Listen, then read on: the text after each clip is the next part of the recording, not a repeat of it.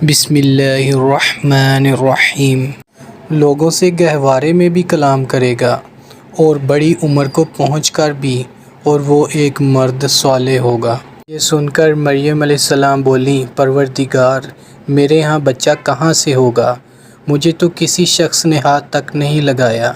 جواب ملا، ایسا ہی ہوگا، اللہ جو چاہتا ہے پیدا کرتا ہے۔ وہ جب کسی کام کے کرنے کا فیصلہ فرماتا ہے تو بس کہتا ہے کہ ہو جا، اور وہ ہو جاتا ہے۔ فرشتوں نے پھر سلسلہ کلام میں کہا، اور اللہ اسے کتاب اور حکمت کی تعلیم دے گا، تورات اور انجیل کا علم سکھائے گا، اور بنی اسرائیل کی طرف اپنا رسول مقرر کرے گا۔ اور جب وہ بحیثیت رسول بنی اسرائیل کے پاس آیا تو اس نے کہا، میں تمہارے رب کی طرف سے تمہارے پاس نشانی لے کر آیا ہوں۔ میں تمہارے سامنے مٹی سے پرندے کی صورت میں ایک مجسمہ بناتا ہوں اور اس میں پھونک مارتا ہوں، وہ اللہ کے حکم سے پرندہ بن جاتا ہے۔ میں اللہ کے حکم سے مادر زاد، اندھے اور کوڑی کو اچھا کرتا ہوں اور مردے کو زندہ کرتا ہوں۔ میں تمہیں بتاتا ہوں کہ تم کیا کھاتے ہو اور کیا اپنے گھروں میں ذخیرہ کر کے رکھتے ہو، اس میں تمہارے لیے کافی نشانی ہے اگر تم ایمان لانے والے ہو۔ اور میں اس تعلیم و ہدایت کی تصدیق کرنے والا بن کر آیا ہوں جو تورات میں سے اس وقت میرے زمانہ میں موجود ہے، اور اس لیے آیا ہوں کہ تمہارے لیے بعض ان چیزوں کو حلال کر دوں جو تم پر حرام کر دی گئی ہیں۔ دیکھو، میں تمہارے رب کی طرف سے تمہارے پاس نشانی لے کر آیا ہوں، لہٰذا اللہ سے ڈرو اور میری اطاعت کرو۔ اللہ میرا رب بھی ہے اور تمہارا رب بھی، لہٰذا تم اس کی بندگی اختیار کرو، یہی سیدھا راستہ ہے۔ جب عیسیٰ علیہ السلام نے محسوس کیا کہ بنی اسرائیل کفر و انکار پر آمادہ ہیں تو اس نے کہا، کون اللہ کی راہ میں میرا مددگار ہوتا ہے؟ حواریوں نے جواب دیا، ہم اللہ کے مددگار ہیں، ہم اللہ پر ایمان لائے، گواہ رہو کہ ہم مسلم، اللہ کے آگے سر اطاعت جھکا دینے والے ہیں۔ مالک، جو فرمان تو نے نازل کیا ہے ہم نے اسے مان لیا اور رسول کی پیروی قبول کی، ہمارا نام گواہی دینے والوں میں لکھ لے۔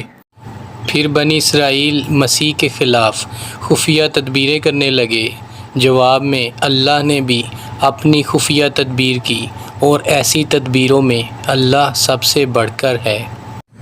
وہ اللہ کی خفیہ تدبیر ہی تھی جب اس نے کہا کہ اے عیسیٰ، اب میں تجھے واپس لے لوں گا اور تجھ کو اپنی طرف اٹھا لوں گا، اور جنہوں نے تیرا انکار کیا ہے ان سے، یعنی ان کی معیت سے اور ان کے گندے ماحول میں ان کے ساتھ رہنے سے تجھے پاک کر دوں گا، اور تیری پیروی کرنے والوں کو قیامت تک ان لوگوں پر بالادست رکھوں گا جنہوں نے تیرا انکار کیا ہے۔ پھر تم سب کو آخر میرے پاس آنا ہے، اس وقت میں ان باتوں کا فیصلہ کر دوں گا جن میں تمہارے درمیان اختلاف ہوا ہے۔ جن لوگوں نے کفر و انکار کی روش اختیار کی ہے انہیں دنیا اور آخرت دونوں میں سخت سزا دوں گا، اور وہ کوئی مددگار نہ پائیں گے۔ اور جنہوں نے ایمان اور نیک عملی کا رویہ اختیار کیا ہے انہیں ان کے اجر پورے پورے دے دیے جائیں گے۔ اور خوب جان لے کہ ظالموں سے اللہ ہرگز محبت نہیں کرتا۔ یہ آیات اور حکمت سے لبریز تذکرے ہیں جو ہم تمہیں سنا رہے ہیں۔ اللہ کے نزدیک عیسیٰ علیہ السلام کی مثال آدم علیہ السلام کی سی ہے کہ اللہ نے اسی مٹی سے پیدا کیا اور حکم دیا کہ ہو جا، اور وہ ہو گیا۔ یہ اصل حقیقت ہے جو تمہارے رب کی طرف سے بتائی جا رہی ہے، اور تم ان لوگوں میں شامل نہ ہو جو اس میں شک کرتے ہیں۔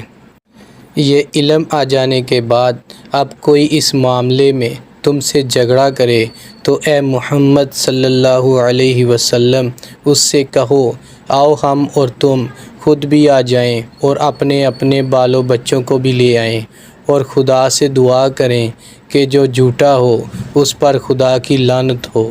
یہ بالکل صحیح واقعات ہیں اور حقیقت یہ ہے کہ اللہ کے سوا کوئی خداوند نہیں ہے، اور وہ اللہ ہی کی ہستی ہے جس کی طاقت سب سے بالا اور جس کی حکمت نظام عالم میں کار فرما ہے۔ بس اگر یہ لوگ اس شرط پر مقابلے میں آنے سے منہ موڑیں تو ان کا مفسد ہونا صاف کھل جائے گا، اور اللہ تو مفسدوں کے حال سے واقف ہی ہے۔ کہو اے اہل کتاب، آؤ ایک ایسی بات کی طرف جو ہمارے اور تمہارے درمیان یکساں ہے، یہ کہ ہم اللہ کے سوا کسی کی بندگی نہ کریں، اس کے ساتھ کسی کو شریک نہ ٹھہرائیں، اور ہم میں سے کوئی اللہ کے سوا کسی کو اپنا رب نہ بنا لے۔ اس دعوت کو قبول کرنے سے اگر وہ منہ موڑیں تو صاف کہہ دو کہ گواہ رہو، ہم تو مسلم صرف خدا کی بندگی و اطاعت کرنے والے ہیں۔ اے اہل کتاب، تم ابراہیم علیہ السلام کے بارے میں ہم سے کیوں جھگڑا کرتے ہو؟ تورات اور انجیل تو ابراہیم علیہ السلام کے بعد ہی نازل ہوئی ہیں، پھر کیا تم اتنی بات بھی نہیں سمجھتے؟ تم لوگ جن چیزوں کا علم رکھتے ہو ان میں تو خوب بحثیں کر چکے، اب ان معاملات میں کیوں بحث کرنے چلے ہو جن کا تمہارے پاس کچھ بھی علم نہیں؟ اللہ جانتا ہے، تم نہیں جانتے۔ ابراہیم علیہ السلام نہ یہودی تھا نہ عیسائی، بلکہ وہ ایک مسلم یکسو تھا، اور وہ ہرگز مشرکوں میں سے نہ تھا۔ ابراہیم علیہ السلام سے نسبت رکھنے کا سب سے زیادہ حق اگر کسی کو پہنچتا ہے تو ان لوگوں کو پہنچتا ہے جنہوں نے اس کی پیروی کی، اور اب یہ نبی اور اس کے ماننے والے اس نسبت کی زیادہ حقدار ہیں۔ اللہ صرف انہی کا حامی و مددگار ہے جو ایمان رکھتے ہوں۔ اے ایمان لانے والو، اہل کتاب میں سے ایک گروہ چاہتا ہے کہ کسی طرح تمہیں راہ راست سے ہٹا دے، حالانکہ در حقیقت وہ اپنے سوا کسی کو گمراہی میں نہیں ڈال رہے مگر انہیں اس کا شعور نہیں ہے۔ اے اہل کتاب، کیوں اللہ کی آیات کا انکار کرتے ہو حالانکہ تم خود ان کا مشاہدہ کر رہے ہو؟ اے اہل کتاب، کیوں حق کو باطل کا رنگ چڑھا کر مشتبہ بناتے ہو؟ کیوں جانتے بوجھتے حق کو چھپاتے ہو؟ اہل کتاب میں سے ایک گروہ کہتا ہے کہ اس نے نبی کے ماننے والوں پر جو کچھ نازل ہوا ہے اس پر صبح ایمان لاؤ اور شام کو اس سے انکار کر دو، شاید اس ترکیب سے یہ لوگ اپنے ایمان سے پھر جائیں۔ نیز یہ لوگ آپس میں کہتے ہیں کہ اپنے مذہب والے کے سوا کسی کی بات نہ مانو۔ اے نبی، ان سے کہہ دو کہ اصل میں ہدایت تو اللہ کی ہدایت ہے، اور یہ اسی کا دین ہے کہ کسی کو وہی کچھ دے دیا جائے جو کبھی تم کو دیا گیا تھا، یا یہ کہ دوسروں کو تمہارے رب کے حضور پیش کرنے کے لیے تمہارے خلاف کوہ حاجت مل جائے۔ اے نبی، ان سے کہو کہ فضل و شرف اللہ کے اختیار میں ہے، جسے چاہے عطا فرمائے، وہ وسیع النظر ہے اور سب کچھ جانتا ہے۔ اپنی رحمت کے لیے جس کو چاہتا ہے مخصوص کر لیتا ہے، اور اس کا فضل بہت بڑا ہے۔ اہل کتاب میں کوئی تو ایسا ہے کہ اگر تم اس کے اعتماد پر مال و دولت کا ایک ڈھیر بھی دے دو تو وہ تمہارا مال تمہیں ادا کر دے گا، اور کسی کا حال یہ ہے کہ اگر تم ایک دینار کے معاملے میں اس پر بھروسہ کرو وہ ادا نہ کرے گا الا یہ کہ تم اس کے سر پر سوار ہو جاؤ۔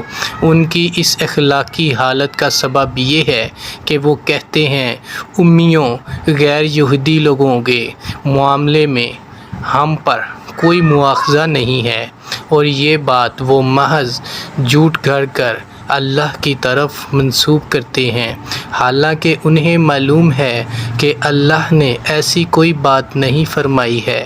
آخر کیوں ان سے باز پرس نہ ہوگی؟ جو بھی اپنے عہد کو پورا کرے گا اور برائی سے بچ کر رہے گا وہ اللہ کا محبوب بنے گا، کیونکہ پرہیزگار لوگ اللہ کو پسند ہیں۔ رہے وہ لوگ جو اللہ کے عہد اور اپنی قسموں کو تھوڑی قیمت پر بیچ ڈالتے ہیں تو ان کے لیے آخرت میں کوئی حصہ نہیں۔ اللہ قیامت کے روز نہ ان سے بات کرے گا، نہ ان کی طرف دیکھے گا اور نہ انہیں پاک کرے گا، بلکہ ان کے لیے تو سخت دردناک سزا ہے۔ ان میں کچھ لوگ ایسے ہیں جو کتاب پڑھتے ہوئے اس طرح زبان کا الٹ پھیر کرتے ہیں کہ تم سمجھو جو کچھ وہ پڑھ رہے ہیں وہ کتاب ہی کی عبادت ہے، حالانکہ وہ کتاب کی عبادت نہیں ہوتی۔ وہ کہتے ہیں کہ یہ جو کچھ ہم پڑھ رہے ہیں یہ خدا کی طرف سے ہے، حالانکہ وہ خدا کی طرف سے نہیں ہوتا۔ وہ جان بوجھ کر جھوٹ بات اللہ کی طرف منسوب کر دیتے ہیں۔ کسی انسان کا یہ کام نہیں ہے کہ اللہ تو اس کو کتاب اور حکم اور نبوت عطا فرمائے اور وہ لوگوں سے کہے کہ اللہ کی بجائے تم میرے بندے بن جاؤ۔ وہ تو یہی کہے گا کہ سچے ربانی بنو، جیسا کہ اس کتاب کی تعلیم کا تقاضا ہے جسے تم پڑھتے اور پڑھاتے ہو۔ وہ تم سے ہرگز یہ نہ کہے گا کہ فرشتوں کو یا پیغمبروں کو اپنا رب بنا لو۔ کیا یہ ممکن ہے کہ ایک نبی تمہیں کفر کا حکم دے جبکہ تم مسلم ہو؟ یاد کرو، اللہ نے پیغمبروں سے عہد لیا تھا کہ آج ہم نے تمہیں کتاب اور حکمت و دانش سے نوازا ہے۔ کل اگر کوئی دوسرا رسول تمہارے پاس اسی تعلیم کی تصدیق کرتا ہوا آئے جو پہلے سے تمہارے پاس موجود ہے تو تم کو اس پر ایمان لانا ہوگا اور اس کی مدد کرنی ہوگی۔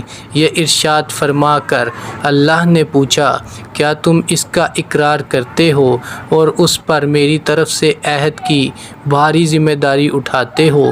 انہوں نے کہا، ہاں ہم اقرار کرتے ہیں۔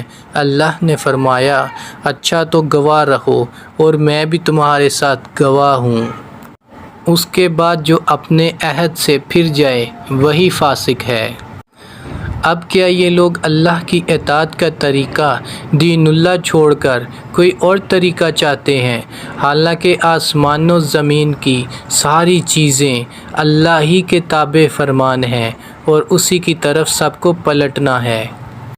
اے نبی کہو کہ ہم اللہ کو مانتے ہیں، اس تعلیم کو مانتے ہیں جو ہم پر نازل کی گئی ہے، ان تعلیمات کو بھی مانتے ہیں جو ابراہیم، اسماعیل، اسحاق، یعقوب اور اولاد یعقوب علیہ السلام پر نازل ہوئی تھیں، اور ان ہدایات پر بھی ایمان رکھتے ہیں جو موسیٰ اور عیسیٰ علیہ السلام اور دوسرے پیغمبروں کو ان کے رب کی طرف سے دی گئیں۔ ہم ان کے درمیان فرق نہیں کرتے اور ہم اللہ کے تابع فرمان ہیں۔ اس فرما برداری کے سوا جو شخص کوئی اور طریقہ اختیار کرنا چاہے اس کا وہ طریقہ ہرگز قبول نہ کیا جائے گا اور آخرت میں وہ ناکام و نامراد رہے گا۔ کیسے ہو سکتا ہے کہ اللہ ان لوگوں کو ہدایت بخشے جنہوں نے نعمت ایمان پا لینے کے بعد پھر کفر اختیار کیا، حالانکہ وہ خود اس بات پر گواہی دے چکے ہیں کہ یہ رسول حق پر ہے اور ان کے پاس روشن نشانیاں بھی آ چکی ہیں۔ اللہ ظالموں کو تو ہدایت نہیں دیا کرتا۔ ان کے ظلم کا صحیح بدلہ یہی ہے کہ ان پر اللہ اور فرشتوں اور تمام انسانوں کی پھٹکار ہے۔ اسی حالت میں وہ ہمیشہ رہیں گے، نہ ان کی سزا میں تخفیف ہوگی اور نہ انہیں مہلت دی جائے گی۔ البتہ وہ لوگ بچ جائیں گے جو اس کے بعد توبہ کر کے اپنے طرز عمل کی اصلاح کر لیں۔ اللہ بخشنے والا اور رحم فرمانے والا ہے۔ مگر جن لوگوں نے ایمان لانے کے بعد کفر اختیار کیا پھر اپنے کفر میں بڑھتے چلے گئے، ان کی توبہ بھی قبول نہ ہوگی۔ ایسے لوگ تو پکے گمراہ ہیں۔